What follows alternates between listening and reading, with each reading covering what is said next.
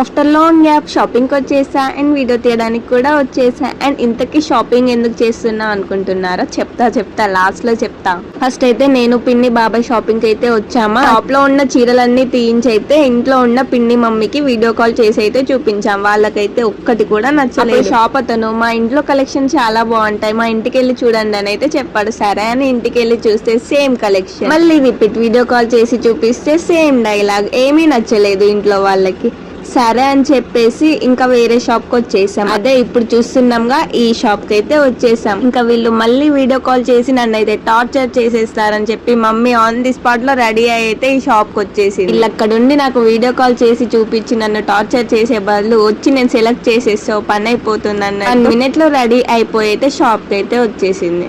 ఇలా నార్మల్ గా శారీస్ చూస్తే ఏం అర్థం కావట్లే అని చెప్పేసి నా పైన అయితే సెలెక్ట్ చేయడం అయితే స్టార్ట్ చేశారు. ఎనీహౌ ఈ శారీ అయితే నాకు సెట్ అయిందా? సెట్ అయితే నైస్ అని అయితే కామెంట్ చేయండి. సరే కానీ నీ వాయిస్ ఏంటి ఇంత చిరాగ్గా వినడానికి చాలా ఇబ్బందిగా ఉంది అనుకుంటున్నారు కదా? కొంచెం కోల్డ్ అయిందబ్బా, అడ్జస్ట్ చేసుకోవచ్చు కదా. మా బాబాయ్ చాలా సేపు వెతికి చాలా కష్టపడి ఏం శారీ తీసుకొస్తాడా అని చూస్తే ఆల్రెడీ సెలెక్ట్ చేసిన దాంట్లో డిఫరెంట్ కలర్ అయితే తీసుకొచ్చాడు. అంతకు షాపింగ్ చేయడానికి రీజన్ ఏంటో చెప్తా అన్నా కదా, నెక్స్ట్ వీడియోలో వస్తుంది, చూసేయండి.